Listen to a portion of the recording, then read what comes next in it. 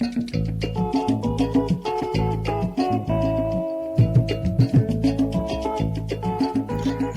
TV, Nile Becron. Any what one never more, no wa a block or yard.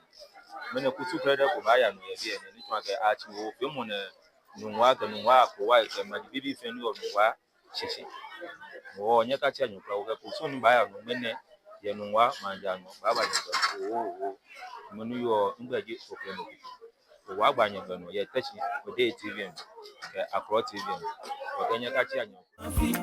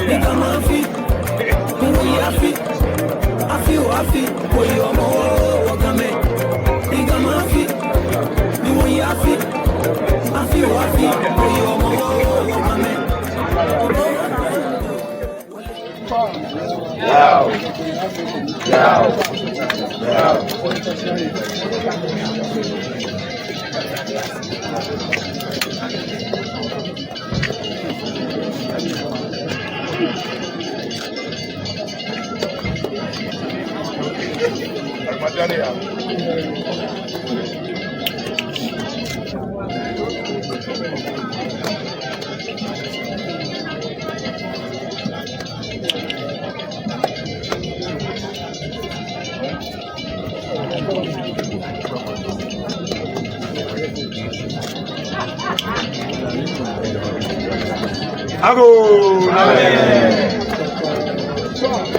Yeah.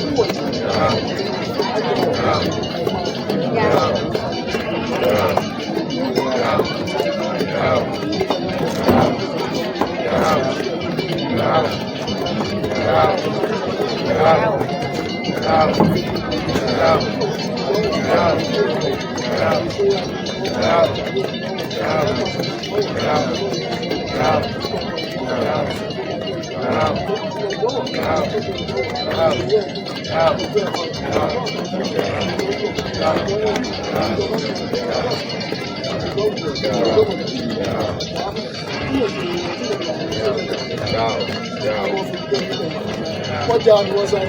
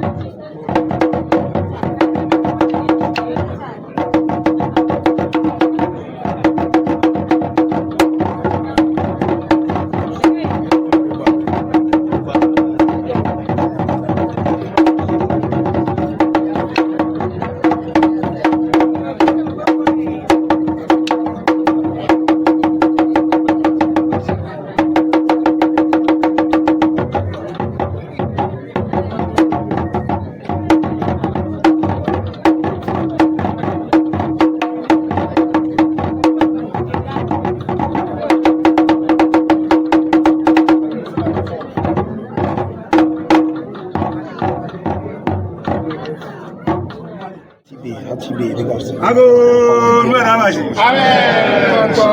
Tom, Yaba, what we have a Tom, Yaba, oh, Ben in water, what about a few what time have you? The nation, my friend, the other. Whatever the money in the motion of time, the work soon better not when I want that. If you're not what to my judge, make a man, Titria, my judge, more family or in my chair, or the home bed. He said, no, what kind of book at all? She can't have no one get there. I get them in there. I'm at you. I'm one of them because when I said, I'm covered in one month.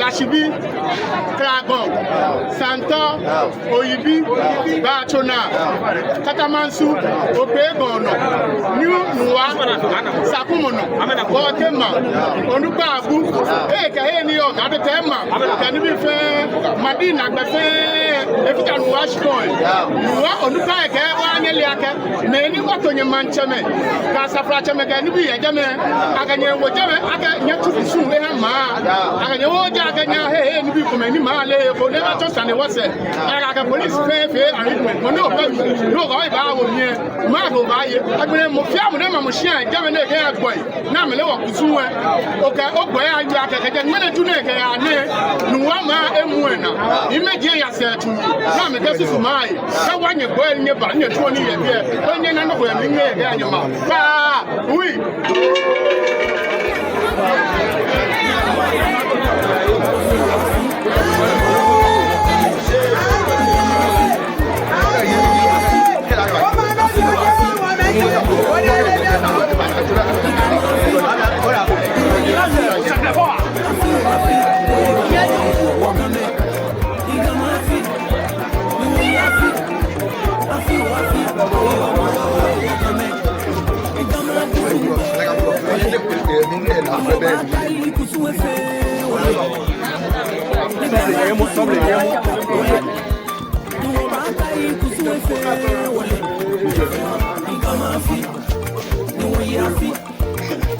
afi, oyo mo wakame. Igama afi, nuwe afi, oyo mo wakame. Igama afi, nuwe afi, oyo mo wakame. Igama afi, nuwe afi, oyo mo wakame. Igama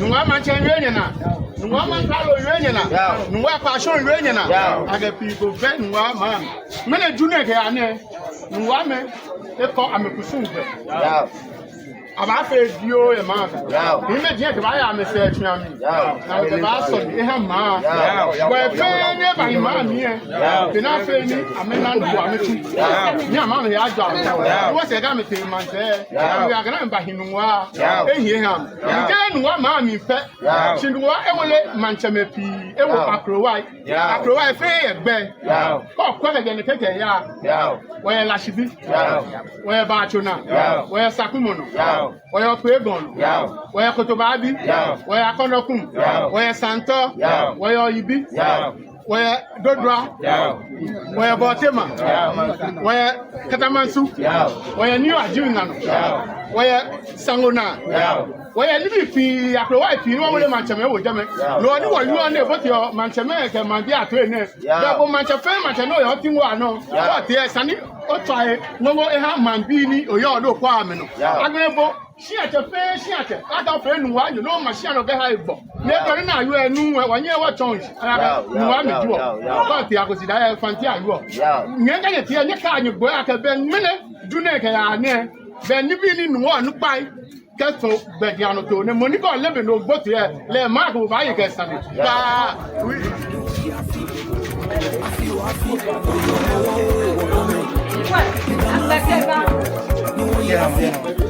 Afi, oyo mo wakame.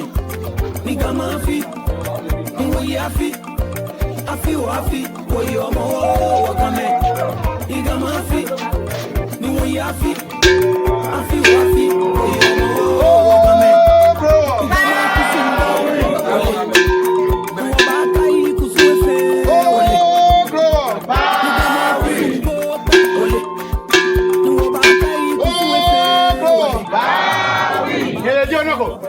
Nwa manchen yenyena nwa mankalo yenyena nwa passion yenyena aga people be mene dune ke ane nwa me ko ni atade atuampe afa ni bi so atefi ne wa nwa mantele mi pe aga nwa ma enele no awole mancheme ye magien fe no magini ncho ne fe fitai Kege Katamansu, Santo, Oyibi, Okwegon, Botema, Kragon, Lashibi, Bachona, Nia Jungano, Sakumono, Coco Beach, Fair, Coco I told them Sanguna, Fair, your Manchamena to our dear fair, Imagine the Pamodia catching, she won't sure ne. Manchamena will out there fair, I make a macuchum femme, me no yamano, Pagane many.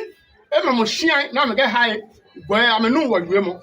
You want to check what Remo, don't check your bell, or what you check out Remo. Shaman, Kusum, feel I'm a beginner to feel my jam. No, can win a junior here. Mogwefe, who Mogaka Twani, the money got 11 or 20 in the Bible. I got fast graph for you, and living by your mom. Let Mark will buy you, get Jomo.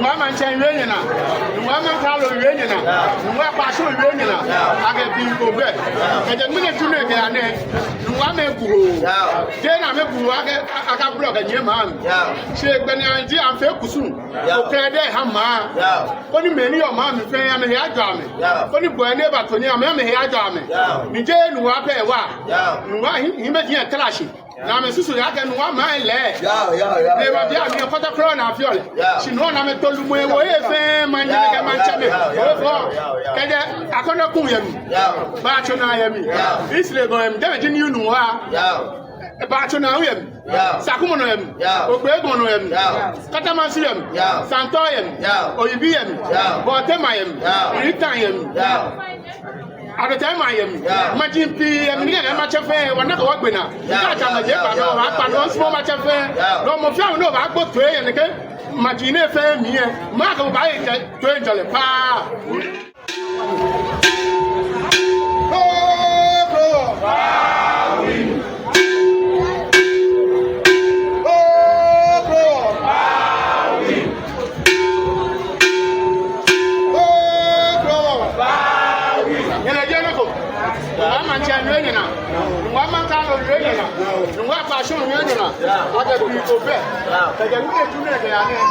What man, it's a Abu, the blog, the drop, can you be fair? One man pet, and one man edda. One hour a Katamansu, a Oyibi, a Santa, Botema, Nua, Nia Jinan, Batona, Lashibi, Kotobabi, Ritan, Sangona. Mukuna, at the time, Majina Faka Gamacha when I go up. The Kamakina Fena, John, and Manawa, Faya Safari, I'm again, wherever actually. No, for my opinion, Mamoshian, I'm a high, you may know what Mamoshian, I'm a Tesha, I'm a government, where I can win a two what my every he make me cross and touch number than this mile, number that you have done, that's a young man. I never knew. I think I'm a new fair iron. When I'm not going to have a job, I'm not going to have a know it's a little and they got up in the fair or can put a hand. The money got lemon. Me or what to let Mark and buy it, get Jomo.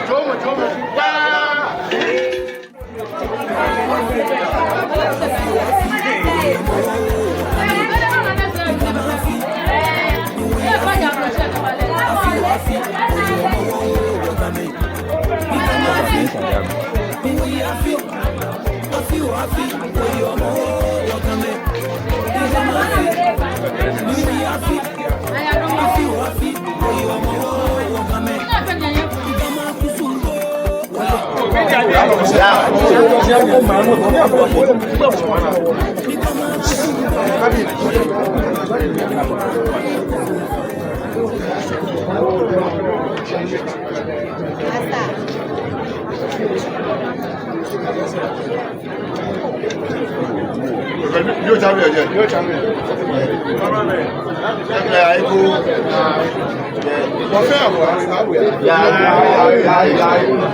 One man who died with you would your young fair. Look at us, you got yourself. We have come on, you have to see. You will have to find a pressure. They will ask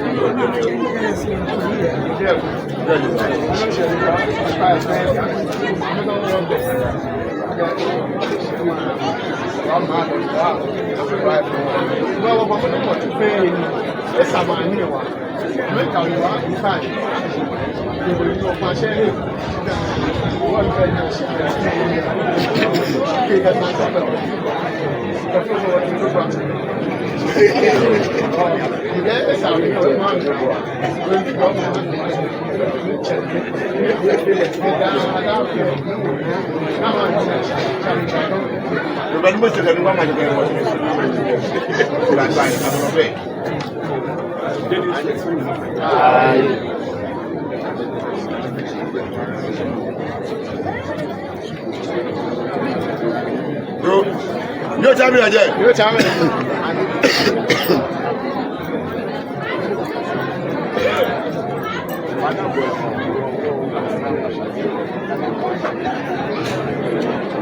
when you tell me again. You tell me. No man na be money. Okay, this one. You be mama ke ale sorry.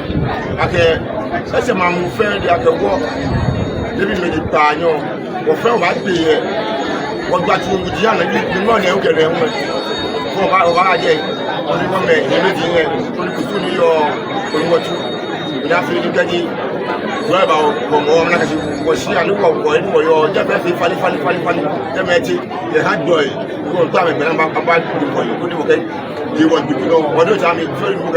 Yo, but man, be fair, get my young fan. What will I, my dear fan? No, but for what on back a nation in the Yakachi.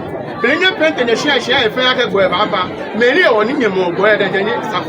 You can walk, Libya, I saw a fair amina. Without any go no, I'm opium minute, and I opium for no open to ocean. But I've been coming in the ocean. I'm not who go to a man, couple to one. No, what lady?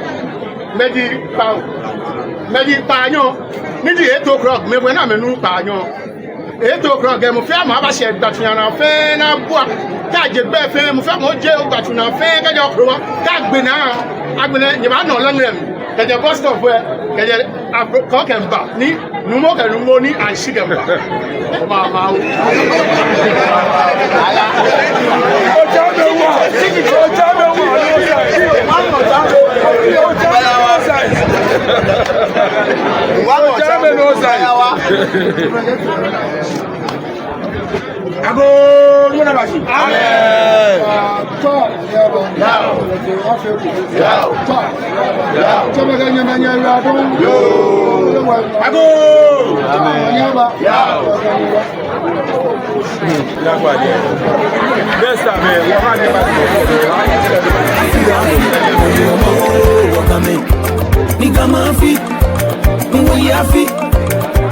Afi, koyo mo wakame.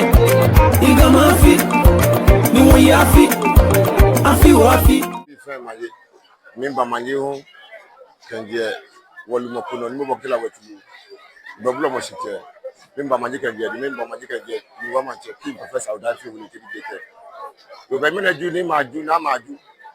E ba na wa chu kusu poten ko. Ya bloko ja ne. Ni ye manja no. Yo be kusu wa chu peji ake.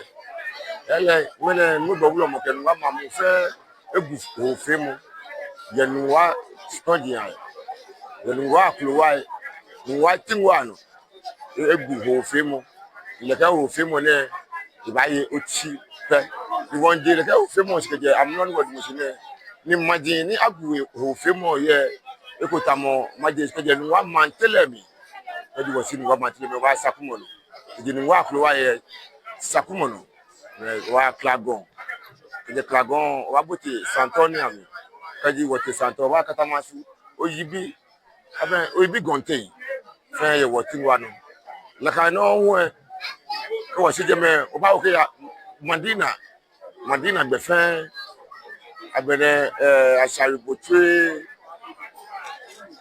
be fe eni was sport here cover ajibe ajinga no ho be aben la ka no wo tego no.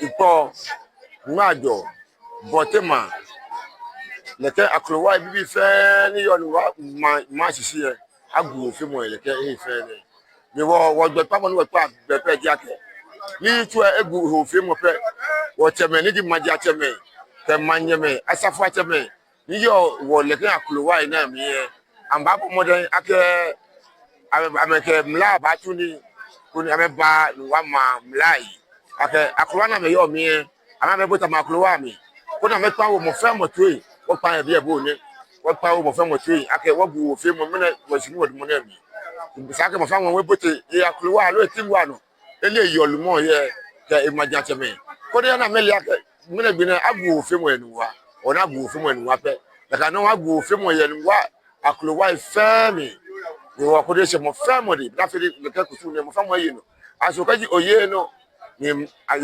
bebo ake otomla nwa ma ko ba ye kejo mo ye wo sumo ni nwa ma ko ba ye kejo mo titri ji wo asafu ne ji wo solemo meni ki wo Christian fu ye le wo je me Christian fu ye le ka she ne hu ya me ake da bi ke bi na ne kaje se wo kusu fe mo bi pe dana amete osike wo ake ni se ne osofo ku ke ile saka agu le de hofri mo ne saka gabe teta sinagu sin ake no nyaka yo se wo ku ni woji ke beni wata mo ha ake game wo le ka kusu ne o wa to be fa ke na me wo spawn no pe ambai wo mla ni yo wo spawn no ake mlani ke ha wo ma mlani wo mo no pa wo no o ba ye ya ke no ye wo spawn no pe se no ye wo mlano ka jo nyo ye wo mlano pe o wa to fa ke se no si wo ma me ya wo no ya ni o ba nye wa yi feel like ani bi ye sin ake Ghana man bi ji wo ni wo fa o ke bra tu woni o la ke ni wo yo ke wo mo fa mo tu ne pe mo fa ba nu na ba tu ni ya wo ni woni ko mo na sa ni ko ka da sa fo na sa ni ko ti bo ka ji wo ba sa fo di an pe be no ya ke sele mo ni wo bo mai modern wo solo ya ma ni ame wa me bi ye wo te wo wo bi ya wo la sa fo ami ni wo ame ba solo ke pe wo se ko ni wo afi gudu no wo ye oje wo pe wo ye oje kusu fe lo ke mo nta pe ye ti man bi e fe ni yo ma mi mo se ni ojiboji o Christian ojiboji you are part of your wa gba fi ogbe na yo wa ta onye be mo se bi en fai ake kaji atamede edu beni ame bulo ya metoji am ke solio e to yo wa ni mo wa ta me fai je me ko ni ame ko je me won awo ko ni ame gbe ya ba se je me ake ni wa gu ofin mo pe lo pe ba ke si ame bulo won na me bulo won no wo gu la kan bi en ko ju ba bulo wo se mo te bi mo ko nu we po won to manya ba ni Achomi asabuache bolabi pla ge plani shu omo yi shikolo ni welewa ko nyo gbele bobo mu ni ele like kanti mu le shitumo le awo mi afi ape kunde owa ine onwe pa nyo kenyo 1982 wo ye tepa wele no mi wo ha ma mi jo fi o wana wele obla yin ekwe me wo mpi ana shiwo ba ni boko meje mi won pa se fe woni ni ese nwe le be iwale ife mi pelu na de kan lo ke gbogbu ro won gba na be na le nu won shaja ni boni fe ni batashi lele etu egbeji anu jugba won wo nu won shi wona fe woni bi ayanu mene gbe ne tun e wo ke ata minu ablo na banu ima mi ajo oni ta flache me ni yin gbe yenwa ka me yin yan mi je ma wo jin ka me pe o si gbo mi lo igba ko mi sani no amene pe janu to le te no wa ha ku che fele no wa ko wa fe wele ka mo ya kanu pe akebo mbagbo wulo mo je wo ye me ni wo chi ame wo yanu to emi na ko baba ka ko ba o ba chi na ipa o shika ewo keto ni gbejanu to aja amu lo ko sumo isani e be ka twa no fe o wo ha asafo wujie fe wele ni ka mo pele lagbo ba na fiji eje e ko ke fe no we mo no ake noise making ni ta ke ho fe mo wonye me muslim say ame smoni ke ame brolo na le shiko ya ta me ya ke freedom of speech shiko ya ta me pe fe nu kokoro shi agbena afini ele woduma o sa wo iwo wa mi kamo abona kan ta fla che gan we mo fun a e ko e ma ko ba pe ko gele ni twa manya ba ke ha me ke gbeji amo ni ke fi enye to ni ke ka wo ni dia ya da fi enye bo mo de wo ha ga da me fe manje afia ya bole ya hu wo kan de me na ehye akemu wa chun hi yi o kan to me nu elagbe wo pa mo fa aka me fe tuebo wo ke won ye wa fi won fe wo kusun won ta wo di o ke ha kusun e fe mo ke wo gbena won ha only 1 week ke wo gbena 1 week ke wo ke mo ko Sunday no mo fe mo ba nye ya about a business but later wo dey fe won ta mo fe mo awu akeke ni neke ni na ya hi wo to mo bu fa yin ni na no ke fe wo no ko e wo ni di cafe akeke cafe na fine ni ge fine wo ta wo jasan wo nye wo fe wo kusun e to jole ena wo ke ha da ga da go bi fe ni amele na me mo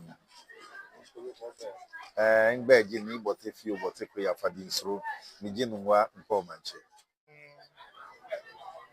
wanda Kristo shaka ngene la ike wobi ekiwo ini yo mambi fe kemoji ni ya gandan be fe afi na akro kwa nyani na wo you go na alo tedi ngwa ka fo wote wo ga di ba wo ga ye stop ya ishe ni ha gandan be bi fe di kusun wo ke ngwa tete ti adionchi kusun shiye ko jeje dan wa ga dan wa ba la dan wa ba tashi wo pa nyeme ni ke nyeme ye fe fa ke no mo la tabi mene wo ini ehin afi o ba pa nyeme gbekume bi ke ho fe fa ya ke wo pa me fa o chi ye amebo wo to e onu wonye wo ka fe wo kusun wa afla che man fe ma kusun ye je me o ba pa nyeme ni ke nyeme ye fe fa ke so mo bi aka wo pa me fa o chi kometo pe wo amengo amekeki wo oni wonye wo bobo wo fe wo kusun ko wo fe wo kusun ni wo gbe gan pe abene ho fe mo yo wo ba pa nyeme fe fa ake ye ni afla che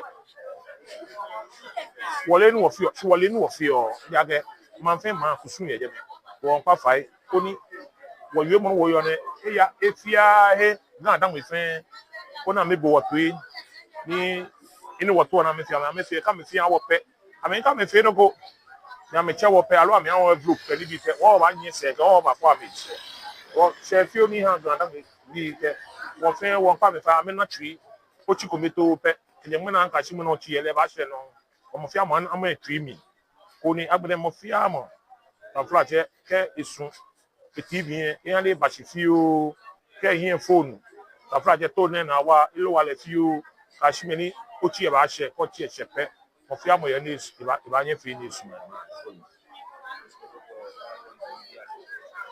o fa na cho mi ni bo ngbai ala bi petempe the fourth ma jo manche